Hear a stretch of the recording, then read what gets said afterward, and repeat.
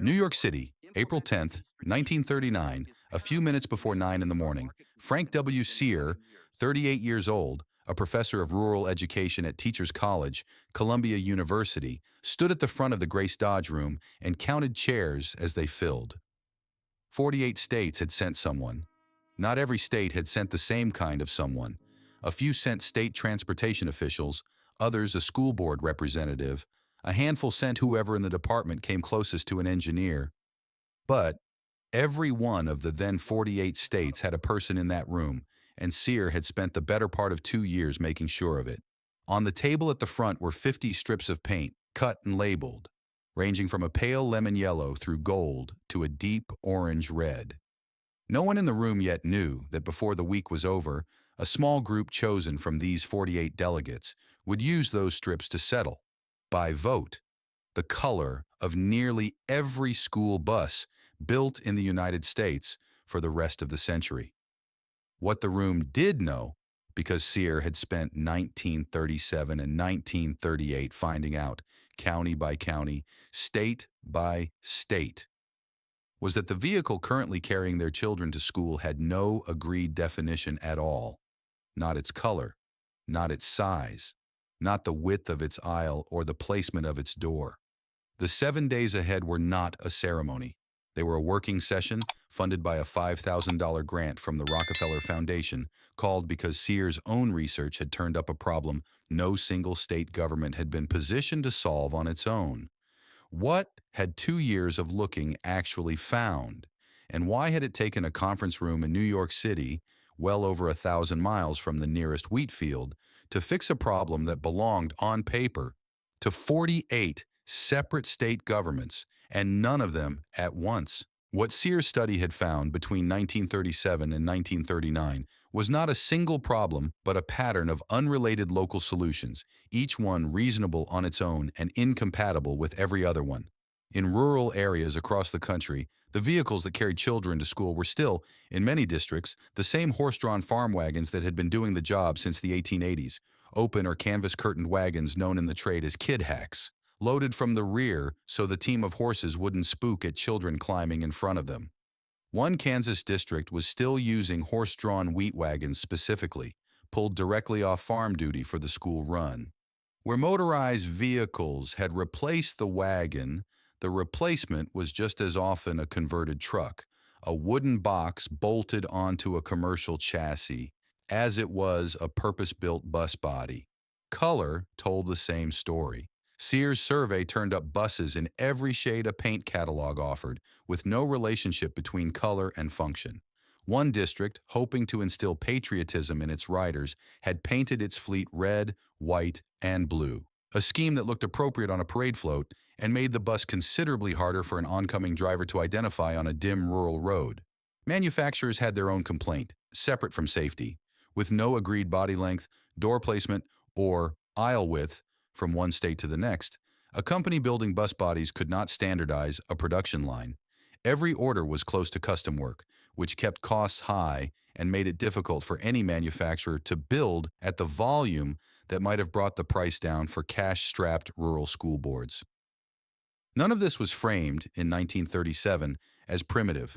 It was a transportation system that had grown the way most American infrastructure grew in this period, locally, district by district, solving an immediate problem with whatever vehicle was on hand. The chaos was not a failure of imagination. It was the predictable result of 48 states and thousands of districts within them, each making a reasonable local decision with no mechanism for comparing notes. What Sear's 2 years of field work had given him, and given no single state transportation office, was the comparison itself, a working knowledge of the entire patchwork at once. What was he going to do with it? The 7 days inside the Grace Dodge room, April 10th through 16th, 1939, were not spent debating whether a national standard should exist.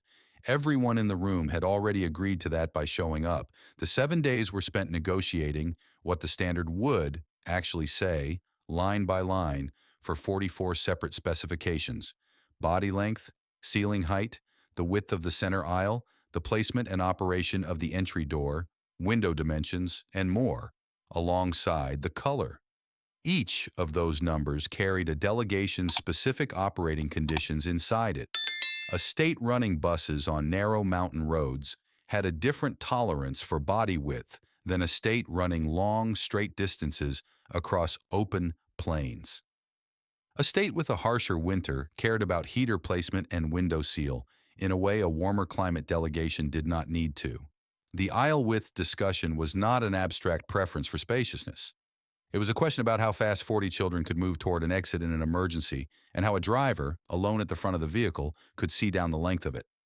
The door placement discussion mattered because a rear-loading kid hack had been built around not frightening a team of horses, a constraint that no longer applied to a motorized vehicle, and that, once removed, opened the question of whether a single front door near the driver rather than a rear door out of the driver's sightline was simply safer to operate.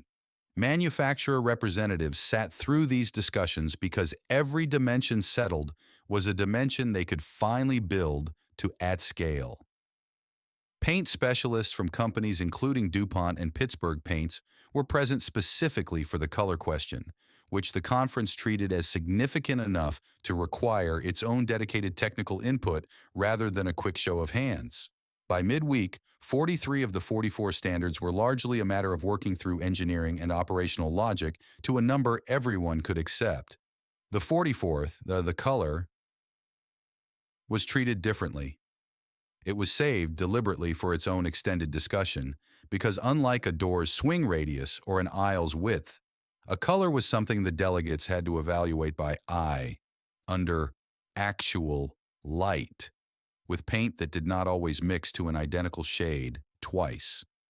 What happened when 48 state delegations stopped negotiating measurements and started, instead, looking at 50 strips of paint pinned to a wall? Sear had not come to this knowledge as an outsider looking in.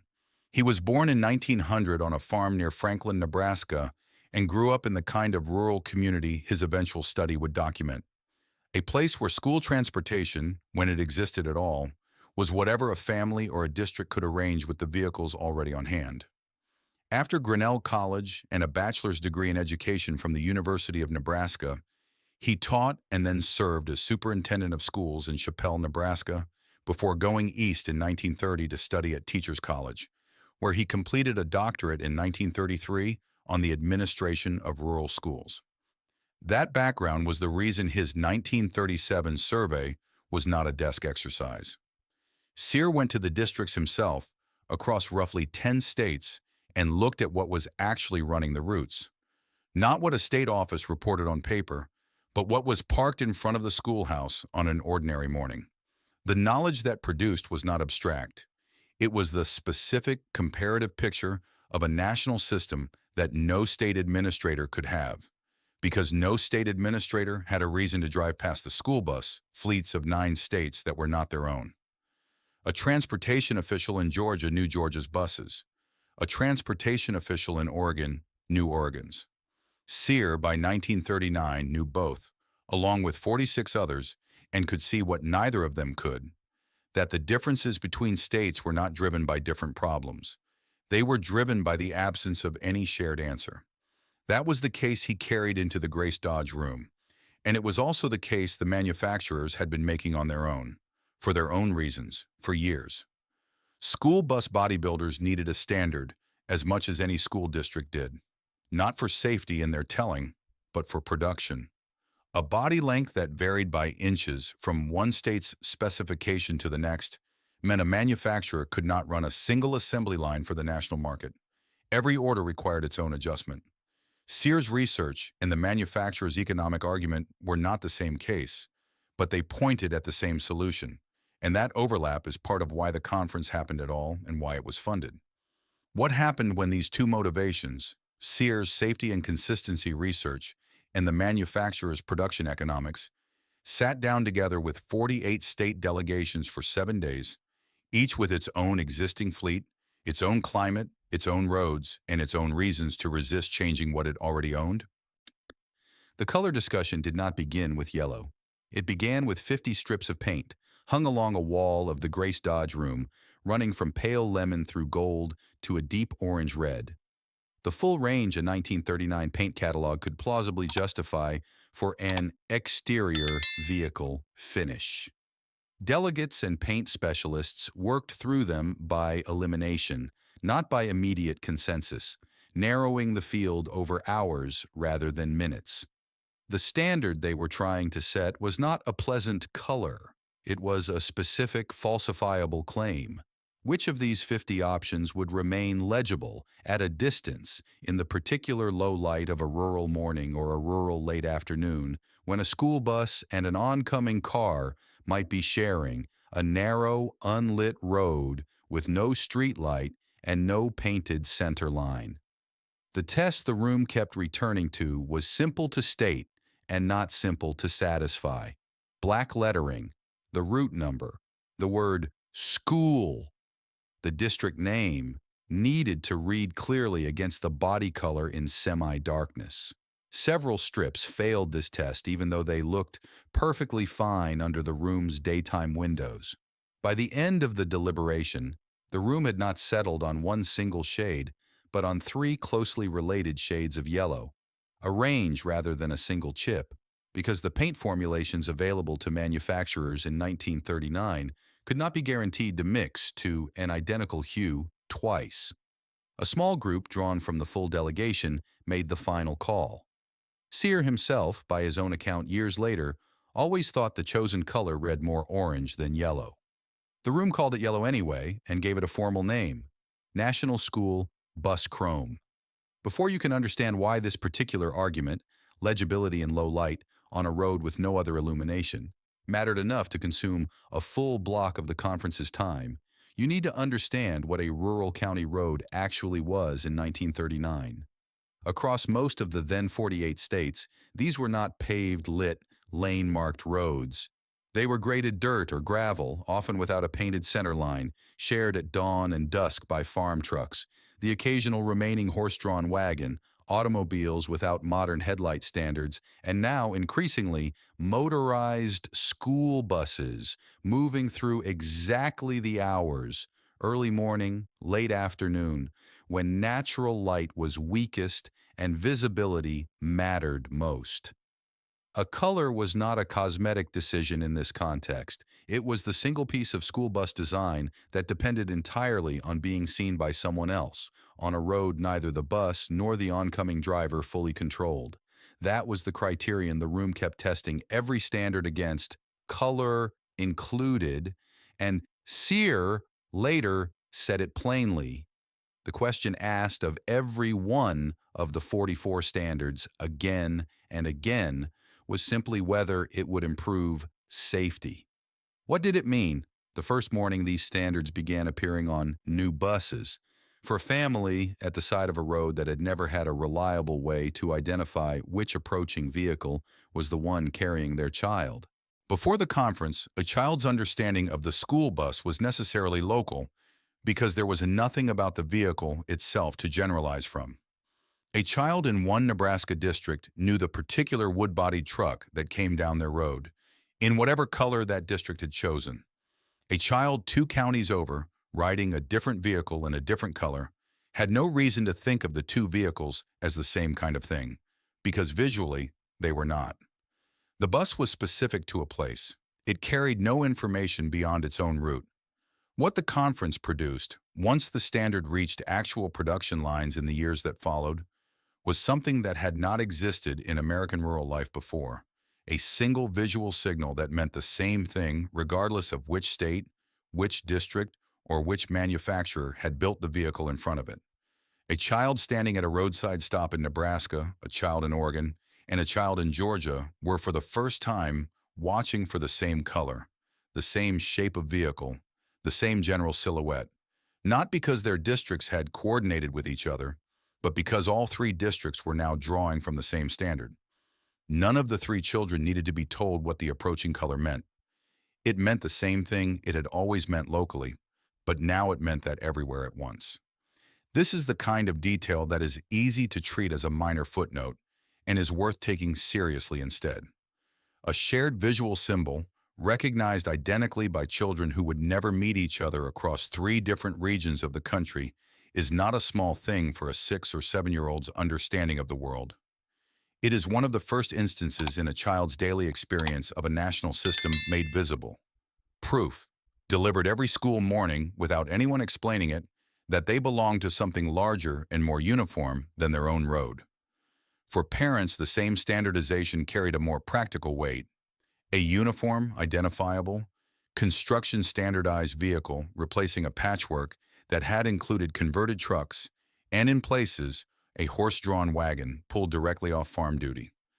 A parent sending a child out to a roadside stop in the dark now had, for the first time, a vehicle whose basic design had been agreed on by people whose entire 7-day job had been to ask whether each feature made the ride safer. None of this happened on a single morning.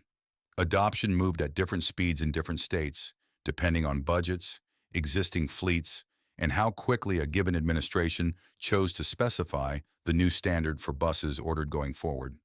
Some districts kept running older, differently colored vehicles for years after 1939, simply because replacing a working fleet cost money a rural school board did not have. What did that uneven rollout actually look like, state by state, and what did it mean for the standard's other, less visible effects, the ones that had nothing to do with color at all? The state-by-state rollout of the 1939 standards was uneven by necessity.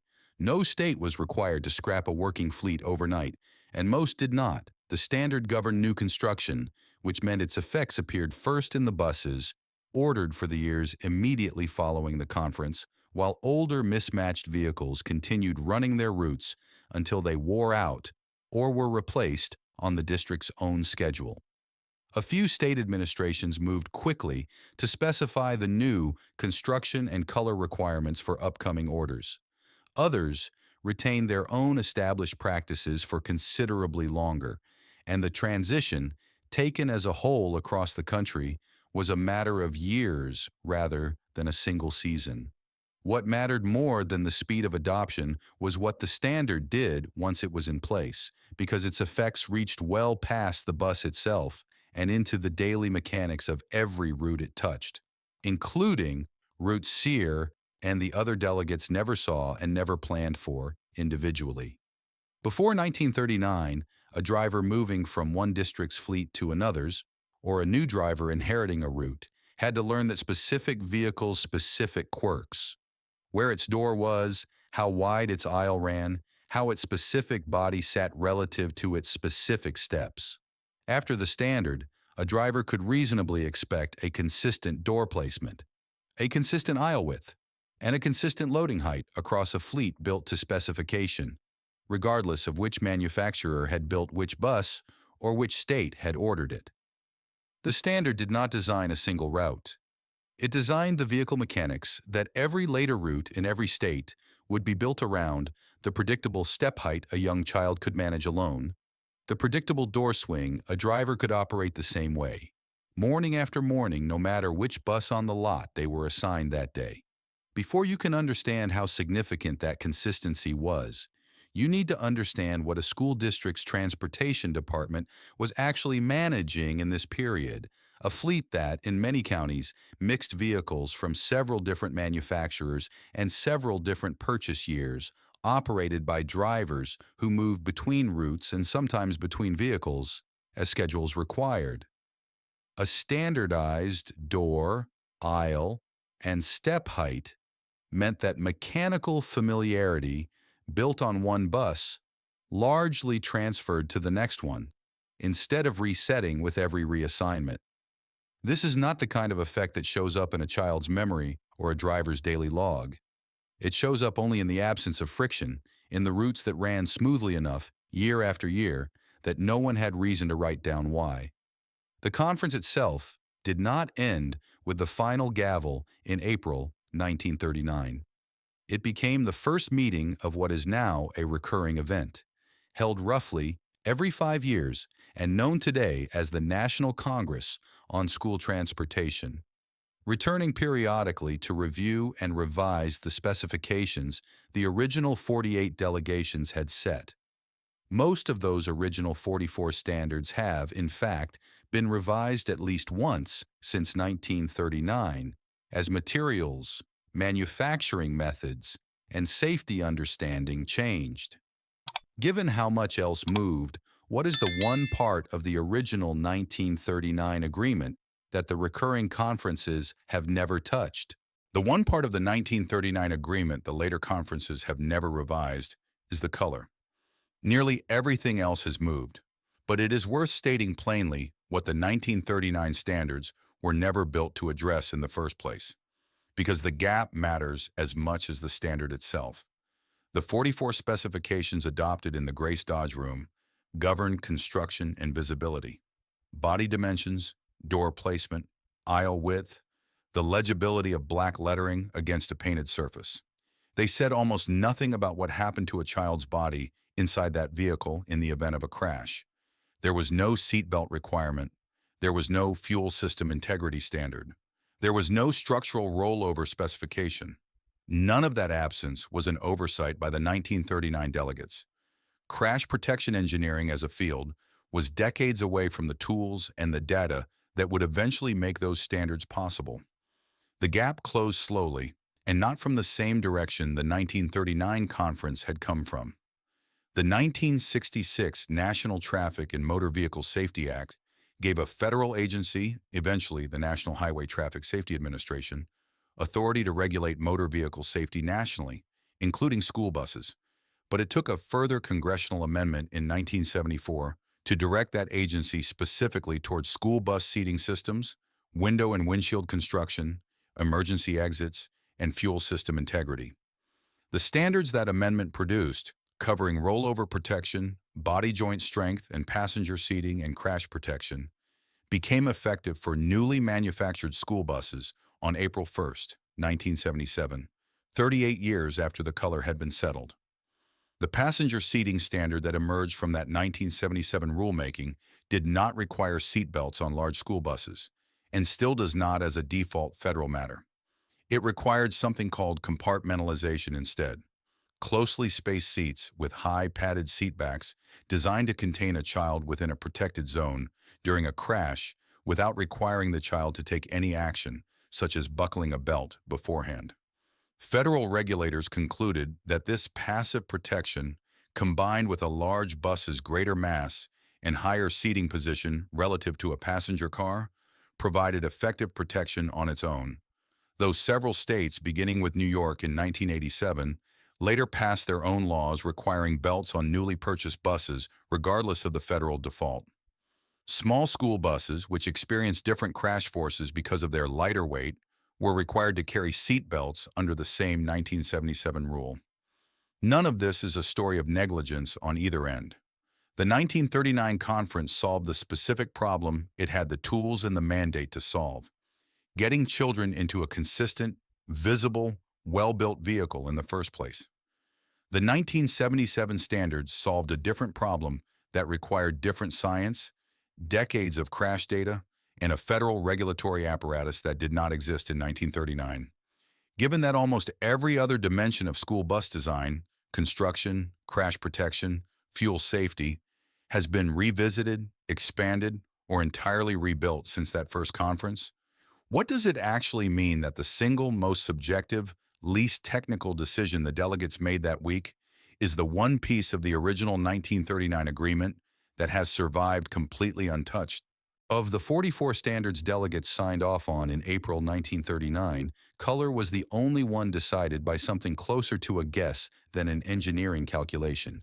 Aisle width, door placement, body length, these had reasons a manufacturer or inspector could later test, and, when data demanded it, revise. Color had a reason too: visibility in early morning and late afternoon half light, but no instrument in the room measured it. A small group looked at 50 paint strips, narrowed them to 3 shades of yellow, and chose one. It was the least technical decision made that week, and the only one of the 44 no later conference has ever reopened. By the early 21st century, federal data counted roughly 474,000 to 482,000 public school buses nationwide, carrying about 25 million children over close to 5 billion route miles a year, with an average of about 26 people killed annually in school bus-related crashes. Mostly pedestrians struck near the bus, not occupants inside it. Every one of those buses was painted the color a small group of strangers had settled on in 7 days. Sear did not stay to watch any of that unfold. He went back to the rest of an academic career that had little to do with paint. What became of the man who had spent 2 years finding the problem and 7 days settling the one part of the answer that would outlast everything else he worked on? Sear stayed at Teachers College for the rest of his career, continuing his work in rural education until he retired in 1965, 26 years after the conference. In April 1989, 50 years on, Teachers College marked the anniversary with a luncheon and brought Sear back to the same building where the Grace Dodge Room meeting had been held. One of his brothers later recalled that among the family, Sear's name had quietly become shorthand for one thing: the man who picked the yellow. Sear died on August 1st, 1995, at age 94. In the 8 further decades of National Congress on School Transportation meetings since, the 44 1939 standards have been revised, replaced, and rewritten. Materials, doors, seating, crash protection, updated as engineering and data allowed. The color was never one of the items reopened. A child waiting at a roadside stop this morning cannot name Frank Sear, the Grace Dodge Room, or the 43 other standards argued over for a week in 1939. They know only that the bus is unmistakably a school bus before it is close enough to read. That recognition is the one piece of the 1939 agreement that has never needed a second vote. If this channel is going to keep documenting what was decided, built, and lived inside this system, subscribe. Every time a driver eases a modern school bus toward a stop and its color catches an oncoming driver's eye before the brake lights do, that visibility is still running on a decision 40-some strangers reached in a New York room over 7 days in 1939. And if someone in your family rode a school bus or drove one before 1980, put it in the comments. Do you know what color it was, or whether your district was already running the now familiar yellow? A future video follows what happened state by state right after 1939, as transportation departments decided how quickly to retire the buses they already own for the new standard. A child at a roadside stop in 1939 could not have explained what had just been decided. They knew only that the bus pulling up was unmistakably a school bus, in a way no parent could have promised the year before. 85 years on, so does every child waiting at a stop this morning, in a color chosen in 7 days by a room where only one name outlasted the decision.